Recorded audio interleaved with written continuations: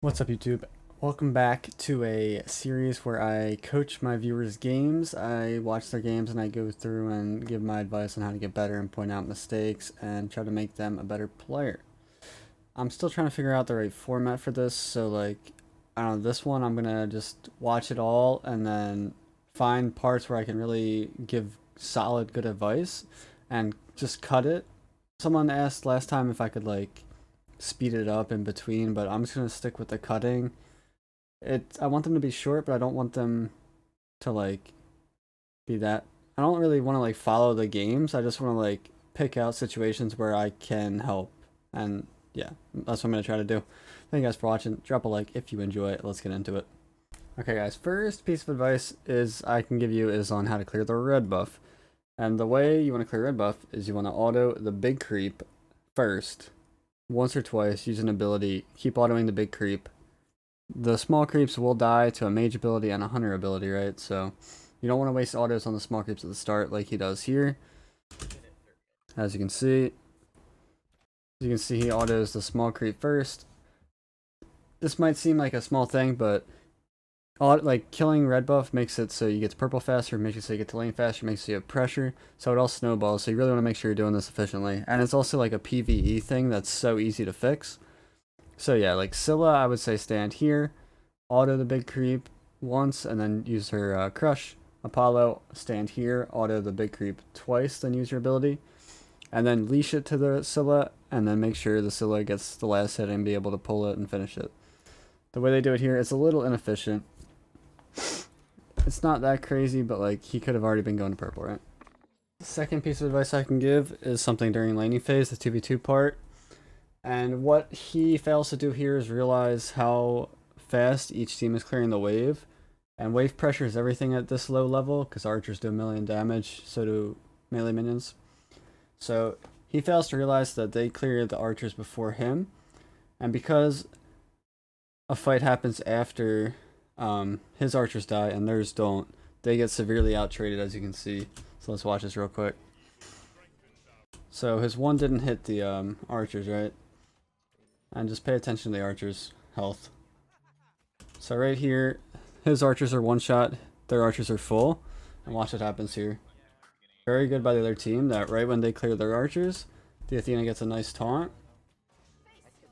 And now this is just bad because you have archers hitting the Ganesh, and it's hard to fight into archers, man. You have to kill them. Just a little piece of advice I can give. Clear the wave first. And what do you know? The Ganesh dies because he tanked archers. Luckily, his jungler came and got a sick gank. And what happens here is that he fails to realize his kill potential on their jungler, which is a very, very good target to kill early game because junglers run the early game. So even a 1-for-1 early game with a jungler is usually worth, to be honest. So watch what happens here. The Kali jumps in, and that should literally be a kill. He's level 4, you're full health, full mana, you have all your abilities, you have beads. Your rat even gets a stun here.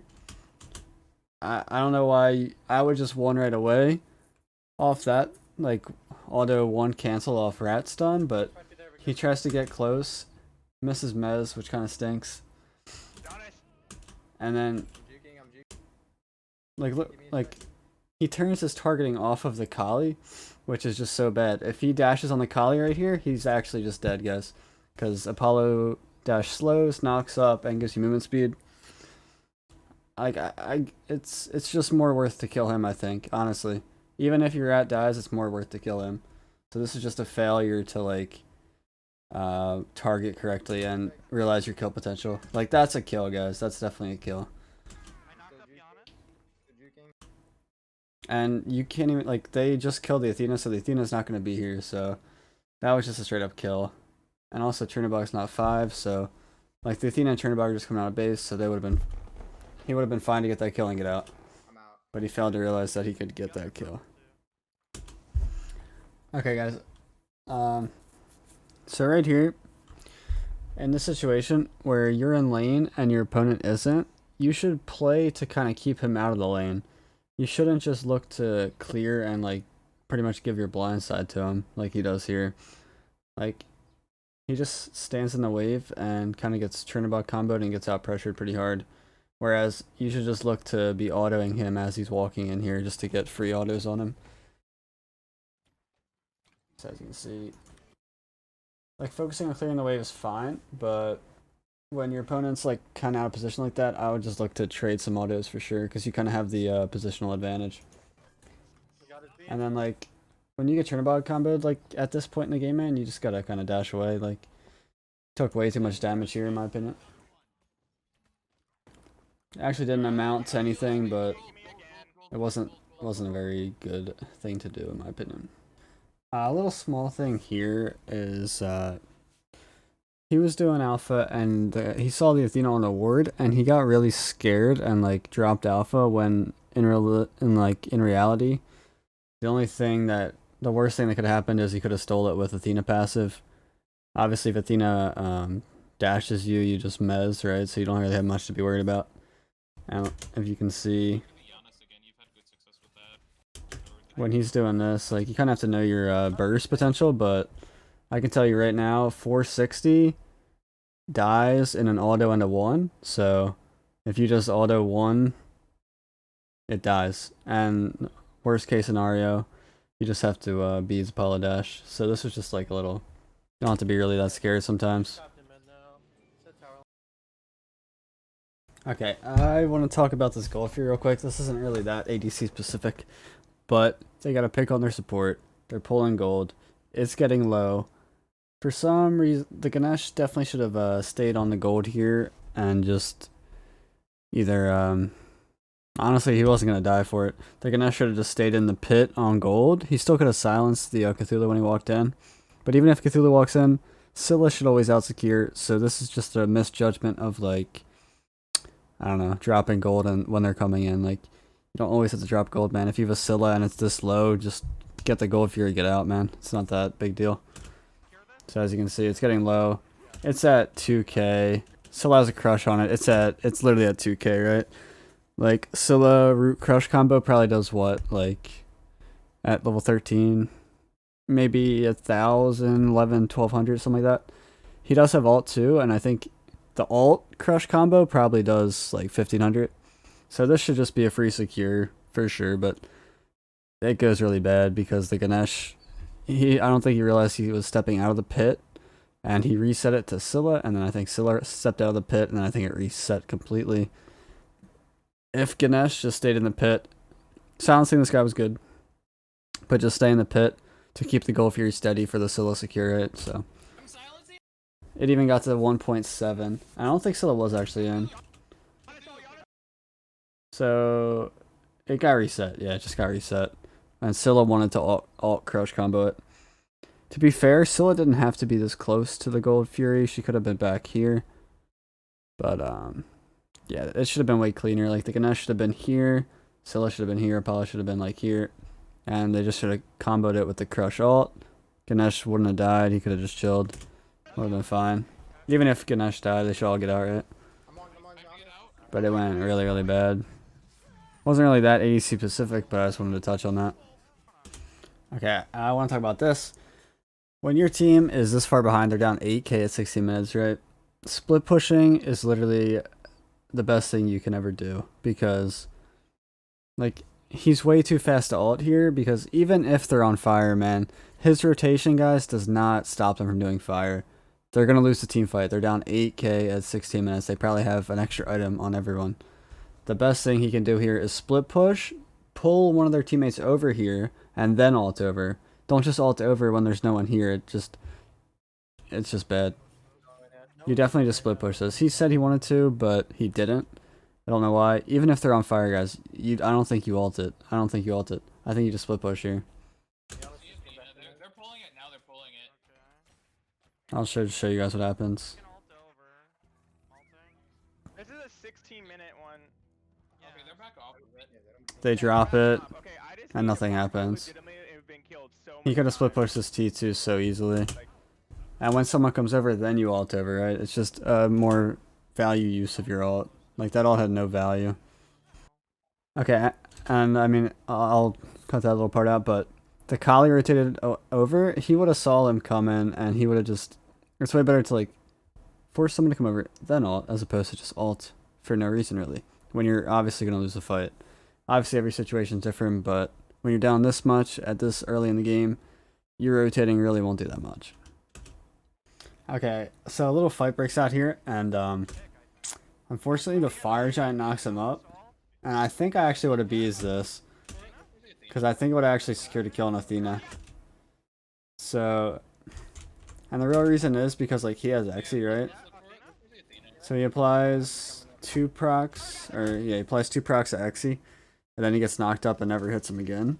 Where he would have actually got some value out of this beads, right? Because he would have beads the turnabout combo and the fire giant knockup. And I don't know. I probably would have beads this. I don't know if you guys kill him, but I wouldn't really be afraid to beads a fire giant knockup like this, just because it's like beating mid combat is really, really good compared to like just beating when you're not in a team fight. So I mean, we'll watch what happens here. Fortunately, the Kali comes. And he does die here.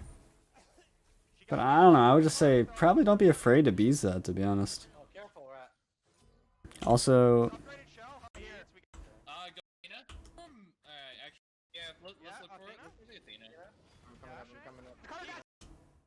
yeah, like dashing in, honestly, I don't know. I think you either don't dash in, or since you dashed in, you beads. Like, since you dashed in, you're already committed to killing him. So, like, kind of just beads, right? Also, no reason I'm Mez here, right? Like, one of the things he did say to me is that, like, he's not patient with his abilities. I'm like, yeah, like, what does Mezzing do here? The only reason you would ever Mez an Athena is to stop her dash, right? But he just caught her dash, so you want to save your Mez for the Kali, right? That's coming a few seconds later. So, like, personally, I probably don't dash in here. Like, I probably auto 1 there. I just don't dash in. It's probably too sketchy. I think it's probably bad once you dash in. The big problem here is probably dashing. Like, you're in auto attack range, right? Like, you could just walk. Like, you don't have to be this close. You guys see the gap? Look at the gap. Okay. Let me explain the gap to you guys. ADCs want to be 50 to 55 units away from their targets, right? Because that's auto attack range. You're probably 50 units away right here. Like, this is the gap you want as an ADC, right? This is the gap you want. You wanna be able to hit your autos from this range, and you want to be able to keep this distance most times. You could have started walking up, and you could have already been in auto attack range without dashing, and you wouldn't have got knocked up. So the more I look at this, the biggest problem here is actually dashing in, and like, you see how close he is? You don't have to be this close as a hunter. It might increase your auto attack accuracy by a little bit, but it's too risky, especially in a situation like this where their jungler's still alive. And Mezzing is bad. If he had Mez, he probably lives, to be honest. So I analyzed that situation for a long time, but hopefully it was good. Just a quick thing to mention here. When you're full built, like Devos and Death Embrace, you can pull the Fire Giant without taking any damage, which could be useful here because his team has pressure and they kind of want to fight, but they're not finding any engagement. So he could just pull fire. It's a little risky, obviously, but you don't really take damage from it, so it's just an option, something to think about, something to keep in mind. Okay, guys, to be honest, I have no idea how this video is going to turn out. I tried to pick specific sections where I could give concrete. Like, I tried to pick the high octane moments where I could give really good advice. A lot of this game was kind of like chaotic, so I don't really want to like macro analyze it. And yeah, I mean, if you guys have suggestions for how to do this better, I would definitely be open to it. Just put it in the comments if you don't mind. Like my goal is to make like a shortest video where I could like just give tips on in-game examples. So I don't know. Hopefully you guys enjoyed the video. If you guys are wondering how to send a video in, just DM me on Twitter, and yeah, send me. You have to have it like a video format. If you can just send it to me on Twitter, I would be happy to make a video of it about it. So yeah, yeah, that's pretty much it. Take it easy, guys. I'll see you in the stream, link in the description, and I'll see you in the next video. Peace.